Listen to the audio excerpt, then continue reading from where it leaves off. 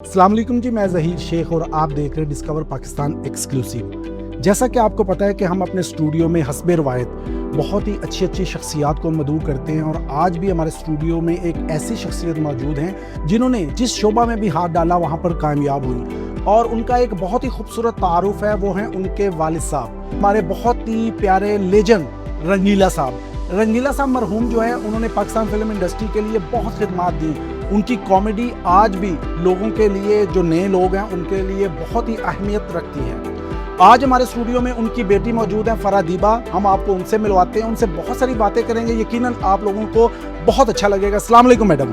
वालेकुम अस्सलाम। तो मैडम थोड़ा सा उनका सफ़र बताइएगा और आपके साथ जो वक्त गुजरा उस हवाले से थोड़ा बताइएगा कि कैसे वो बाप थे। जी बहुत शुक्रिया ज़हीर साहब, और इतने बेहतरीन और इंटरनेशनल चैनल और कामयाब और हर किस्म की मालूमात इस चैनल पर और हम लोग बहुत शौक़ से देखते हैं। मेरे वाले साहब का जिक्र आता है तो वो एक एकेडमी की हैसियत रखते हैं और उनके बारे में बात शुरू करें तो बहुत वक्त दरकार है। बिल्कुल। लेकिन आपने पूछा कि उनका जो सफ़र है वो 12 साल की एज में एक यतीम बच्चा था और हम लोग क्योंकि वो पहाड़ों से ताल्लुक़ हम लोग यानी कि ट्राइब से मेरे वाले साहब जो थे, तो 12 साल की एज में वो फिर उन्होंने माइग्रेट करके इस तरह पेशावर से लाहौर, तो पीछे उनके बहुत अपना सिस्टम है फैमिली का। अपने वालिद हमारे जो दादा थे मरहूम, वो मस्जिद पारा चनार सदा डूगर में मस्जिद इमाम थे मेरे जो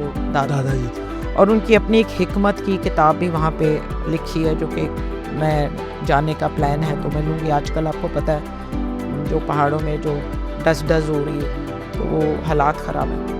तो वो फिर वालिद साहब जब आए तो उन्होंने एक होता है ना गॉड गिफ्टेड चीज़ें आपके अंदर कि आप अल्लाह ताला ने हम सबको एक जैसा बनाया, हमारी जो सोच वगैरह कि गॉड गिफ्टेड होती है कि क्या हमें अल्लाह ताला की तरफ से हम अशुभ मखलूक़ात हैं। उन्होंने महसूस किया कि मैं अल्लाह का बंदा हूँ और मैं क्या कर सकता हूँ, मैं कर सकता हूँ, मैं सब कुछ कर सकता हूँ। फिर उनका जो सफ़र है वो किताबें और पेंटिंग्स और मेहनत मजदूरी, और उसके बाद जो सेकंड लास्ट जो उनका काम था वो बॉडी बिल्डिंग थी, जिसमें उन्होंने जब उन्होंने उसमें अपने आप को लेकर आए तो लोगों ने हंसना शुरू कर दिया। तो वो जो बॉडी का एक स्टाइल होता है नेचुरल एक्सपोज करते हैं आगे एक्सपोज वो जो स्टेज पे, तो सब उनके उस्ताद ने कहा, कहते हैं मैं की लगे है मैनू की वजह है मेरा मनु की मेरे मुँह ते कुछ लोग मैं जानना वा ते लोग हंसते ने। कहते हैं तुम्हारा ये काम नहीं है, तुम अल्लाह की मखलूक को हंसाओ। अच्छा अब वो तुम क्या कहते कि तुम जाओ किसी ऐसा या कोई ऐसा किरदार या कुछ इस तरीके से करो कि लोग दुनिया तुम्हें देख के एंजॉय करें, तुम उसमें कमाओ। वो जनाब जी चल पड़े और फिर वो रंग महल से लेकर पैदल, रंग महल हम सबको पता है कहाँ है, आपको भी पता है बिल्कुल। रंग महल से उनका जुनून था कुछ बनने के लिए, पैदल जो है ना शाहनूर स्टूडियो सब्जादार के वहाँ से पैदल जुनून है कि मैं की करना है वो। बस फिर वो वहाँ पे जो ज़ाहिर है जो प्रोडक्शंस थी जिनकी है वो सारा उनको मिलना कि मुझे काम दें, सब कहते थे सब धुतकारते थे कि जाओ। पीछे बैकग्राउंड में पूरा अपनी जायदादें हैं वहाँ पर, यानी कि पहाड़ों में अपना डैडी के जो बाग हैं और आज भी हैं उनके अपना जो काफ़ी अपनी ज़मीनें वगैरह, लेकिन वो बस अपने आप को ढूंढने निकले कि मैं कौन हूँ। वो अपने आप को ढूंढने निकले तो फिर वो ढूंढते चले गए। इतनी उनको यानी कि लोगों ने इग्नोर भी किया, लोगों ने काफ़ी यानी कि एक रोल भी इंसल्ट भी यहाँ करते रहे, लेकिन आखिरकार वो एक दफ़ा जो है ना वो उनको काम मिला छोटा सा, और उसमें उन्होंने एक बड़ा अच्छा किरदार, और उसके बाद जो है ना वो फिर उसके बाद टाइम के साथ उन्होंने कहा है कि जी मैं अब खुद भी फिल्म बनाऊँगा। तो लोगों ने हंसना शुरू कर दिया, फिल्म बनाएगा। तो वो कहता है अब वो जब उनको ये कहते थे ना कि ले फिल्म बनाएगा तो वो चैलेंज एक्सेप्ट करते थे, वो फिल्म भी बनाई। नहीं कहते वो उनमें गाना भी गावागा। अब वो आपको सामने बैठा के ना, वो उनका कोई उस्ताद नहीं था, वो पेंटिंग्स कर लेते थे। बहुत सारे हमारे ये जो पुलिस की जो इनके बारे जो दफातर उनके बहुत सारे साइन बोर्ड उन्होंने बनाए हुए हैं। हमारे जो लक्ष्मी चौक है वह, फिर आखिरकार वो फिर रंगीला बन के सामने आए, उनकी अपनी प्रोडक्शन, उनका अपना, और उन्होंने फिर नाम सिर्फ as a comedian, writer, director, producer, हमारा यानी कि Singer, कोई ऐसा शोभा सिंगर नहीं। कोई ऐसा शोभा नहीं उन्होंने छोड़ा, और हर एक में कामयाब। अच्छा मैडम, ये तो कोई शक नहीं कि सईद खान अल मारूफ रंगीला साहब जो हैं वो हमारे इंडस्ट्री में हमेशा लेजेंड रहेंगे। मुनव्वर ज़रीफ और रंगीला साहब की जो जोड़ी है उस हवाले से आप क्या कहेंगे? वो एक लाजवाल, और वो उसके बाद कोई जोड़ी नहीं बन सकी। वो फिल्म दी, यानी कि वो स्क्रिप्ट से नहीं देखते थे। अंकल मुनव्वर ज़रीफ और मेरे वालिद साहब, वो लिखा हुआ जो स्क्रिप्ट, वो स्टोरी के अंदर वो नहीं, वो जब आमने सामने आते खुद ब खुद एक यानी कि मुकालमेबाजी आपस में जो उनकी कन्वर्सेशन। अच्छा ये बताइएगा मैडम फराह, आपके वालिद साहब जब घर आते थे शूटिंग से, तो घर आकर ज़्यादातर गुफ्तगू किस फनकार के हवाले से वो करते थे, फैमिली में या घर में? कौन उनको पसंद था, अपनी साथी अदाकाराओं में या अदाकारों में? आप ज़रा इस हवाले से बताइए। हमारे साथ जो उनकी एक लाइफ थी, जब वो घर आते थे वो इतने बिजी, आप यकीन करें कि हम उनके साथ बैठ के ना टीवी नहीं देख सकते थे। वो कहते थे कि हालांकि फिल्म इंडस्ट्री से ताल्लुक़ रखते थे, फिल्म लाइन का वो बंदा था, लेकिन कहते थे मालूमाती चैनल देखो कि दुनिया में क्या हो रहा है, वो हमें बताते थे। लेकिन काबिल बंदे को पसंद करते थे, काबिल और मसनूई इंसान, चाहे वो फिल्म इंडस्ट्री में हो, चाहे वो आम जिंदगी में, वो मसनूई इंसान के साथ बैठना पसंद नहीं करते थे। कोई खातून है या कोई औरत है, लेकिन वो ज़ाहिर है अंकल मुनव्वर ज़रीफ हो गए, मोहम्मद अली साहब हो गए, और ये हमारे अंकल नदीम साहब, वो जो उनकी बड़ी तारीफ़ करते थे। अच्छा ये बताइएगा कि उनकी बहुत सारी फिल्में हैं जिनमें उन्होंने लाजवाल काम किया, मैं अगर नाम लूँ तो बेशुमार है, लेकिन कुछ ऐसी आइकॉनिक चीज़ें हैं जो कि डिस्कस करनी चाहिए, मज़ा आता है। जैसे कि दिल दा जानी फिल्म, उसमें वो एक ऐसा खूबसूरत किरदार है, एक निक्कर पहनी हुई है और हैड लिया हुआ है, और मैं हांगकांग के नलकियां दा पानी पीता, मैं बैंकॉक के नलकों का पानी पिया है, कोई हुक्का नहीं। हाय हाय हाय।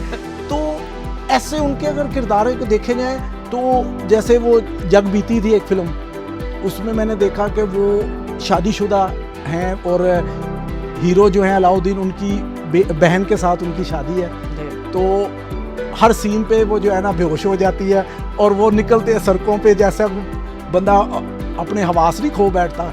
तो इस तरह के मेरी बीवी को क्या हो गया, एक से स्टाइल, एक वो बाउज, वो कह दो, वो जो हीर रांझा वाला, हीर रांझा वाला कह दो उनकी ड्यूटी लगाता है कि तुमने हीर के ऊपर ना, इनके ऊपर तू आँख रखनी। ओके ना, मैं तो कभी नहीं कहते हैं कि मैंने कि वो बड़े मजे के डायलॉग्स हैं। क्या बात। फिर वो कहते हैं मैं आँख चुके थे रख लेना, तो वो एक क्या बात। अच्छा एक बाऊजी फिल्म थी उनकी जहाँ पे मुनव्वर ज़रीफ रंगीला दोनों की बहनें एक दूसरे के साथ शादी, और एक दीवार थी, इस तरफ मुनव्वर ज़रीफ थे, इस तरफ रंगीला थे। क्या खूबसूरत कॉमेडी है, बहुत खूबसूरत, यानी कि नेचुरल। और लोग देखें, उस वक्त फैमिलीज जाते थे, उस वक्त लोग थे, उस वक्त कॉन्टेंट्स थे, वो एक दौर था। अब भी हो सकता है अब वो उसमें इंडस्ट्री में उस तरीके से लोगों की दिलचस्पी नहीं है। अब हुकूमत पंजाब ने इस एक फिल्म सिटी का ऐलान कर दिया है, फिल्म साजों को पैसा भी मिल रहा है, तो आप क्या समझती हैं कि फिल्म इंडस्ट्री की हालत अब बेहतर होगी? हालत इंसान अपनी बेहतर खुद करता है। मरियम नवाज साहिबा ओबलाइज कर रही है, पंजाब हुकूमत हेल्प कर रही है कि भाई हमारी फिल्म इंडस्ट्री के पहले हमारे कितने सिनेमाज होते थे, हमारे कितने स्टूडियोज होते थे, खत्म हो गए। वो गवर्नमेंट ने तो खत्म नहीं किए, ये फिल्म इंडस्ट्री ने खुद इस बात की जिम्मेदार है, वो गवर्नमेंट जिम्मेदार नहीं है, ठीक है। तो वो हमारे पास मूवीज के नाम हम सुनते थे तो हम परेशान, हम हंसना शुरू कर देते थे, कौन सा कॉमेडी चल रहा है, ये टॉम एंड जेरी के कार्टून, यानी कि अजीबोगरीब, यानी कि वो इंडस्ट्री ख़त्म हो गई है। फिर इन्होंने इंडस्ट्री उठा के वो यानी कि कराची ले गए, और नाम ही फिल्म इंडस्ट्री का लाहौर में था, ठीक है। अब अगर फिल्म इंडस्ट्री ये जो फिल्म सिटी कर रही है या वो फंड दे रही है या जो भी है, अब गवर्नमेंट को चाहिए कि अगर वो ज़ाहिर है वो हुकूमत का पैसा है, पंजाब हुकूमत का पैसा है, वो अवाम का बहुत बड़ी रिस्पॉन्सिबिलिटी है, अवाम का पैसा है सबसे बड़ी बात, तो उसके ऊपर चेक एंड बैलेंस, उनका सारा ऑडिट, हर चीज़ वो हो। अच्छा ये बताइएगा कि सारे स्टार रात को इकट्ठे होते थे, तो क्या आपकी तरफ भी कोई बैठक होती थी, और अगर होती थी तो कौन कौन से फनकार आपको रात को नजर आते थे अपने घर में? हमें स्कूल हम ना हॉस्टल्स में ज़्यादातर जब हम छोटे थे, जो हमारी घर है समनाबाद वाला रंगीला स्ट्रीट के नाम से जो है, तो डाक खाने में भी वही यानी कि रजिस्टर्ड है। तो हमारा काफ़ी यानी कि ह्यूज घर था वहाँ पर।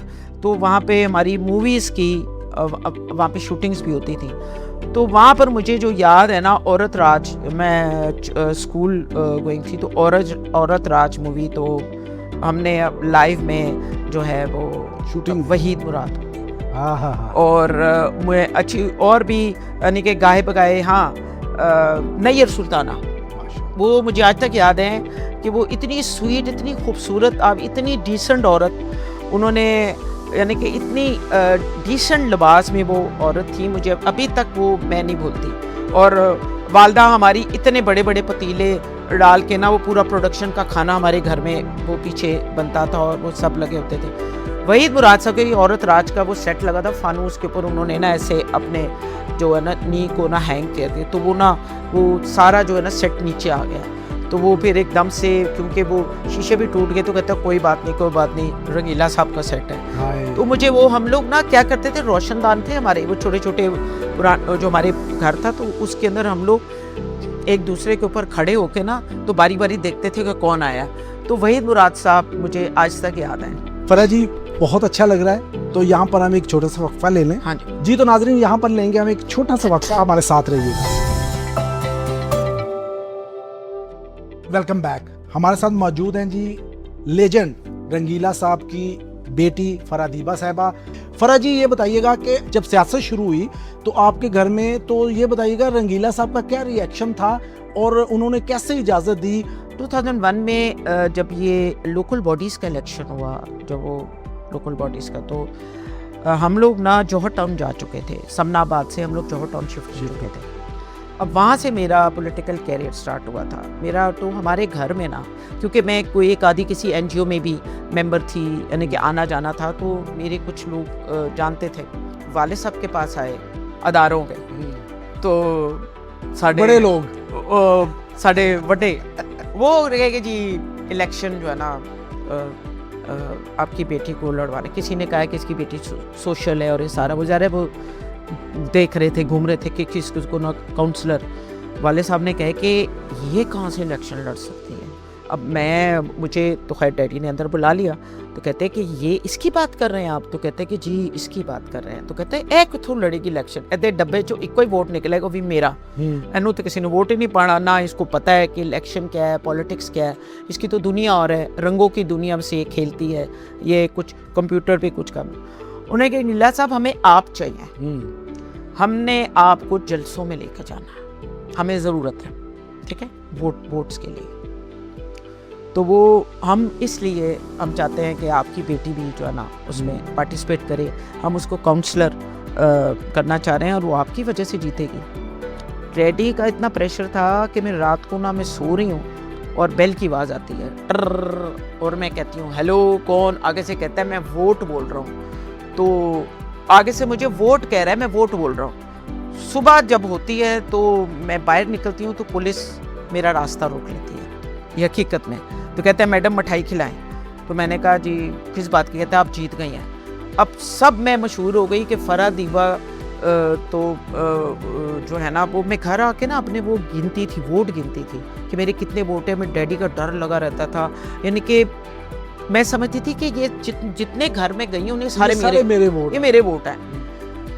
अल्लाह अल्लाह करके वाले साहब के साथ जीती मैं, वाले साहब की वजह से।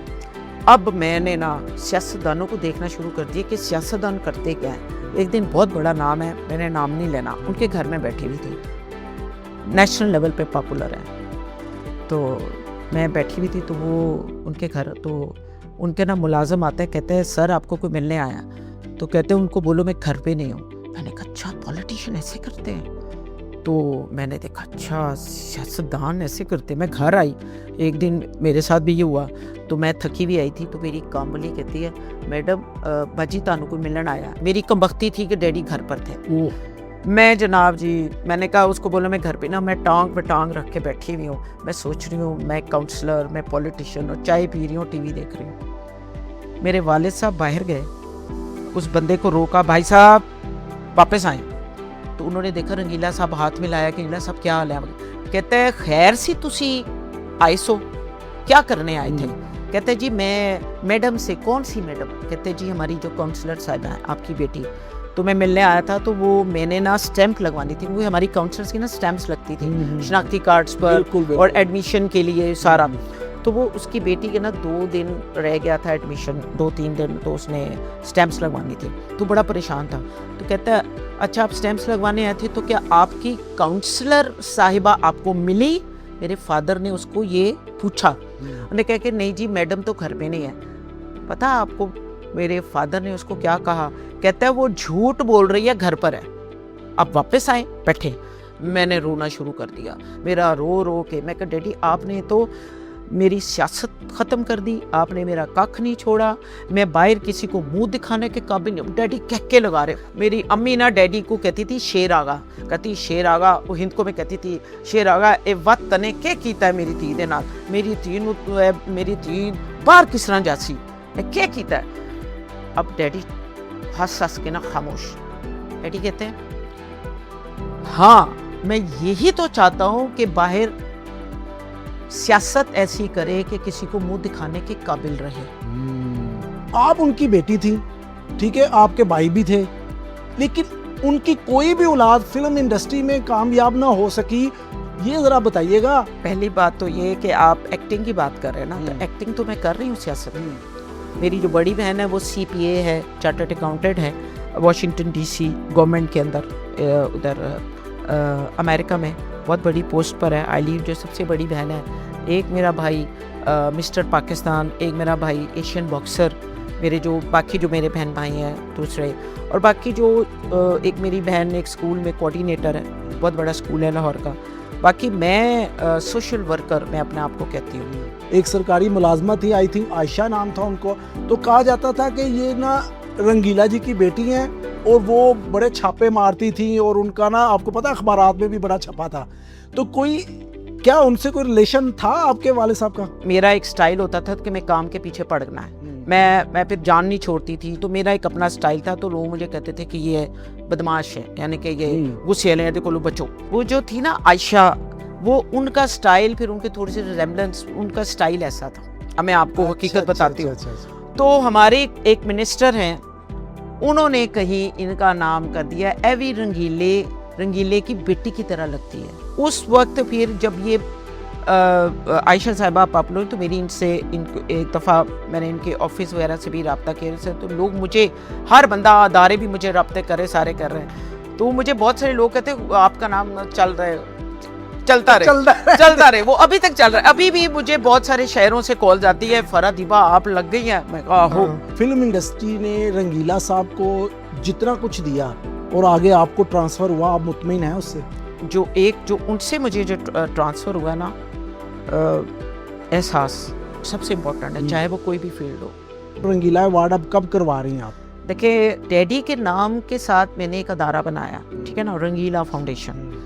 वो उसके ऊपर मैंने काम किया, वो रिकॉर्ड पर मौजूद है। हमारे जो पाक फोर्सेस हैं उनको खराज तहसीन, उनको ट्रिब्यूट देने के ज़रबे अज़ के ऊपर मैंने इसके ऊपर बहुत काम किया।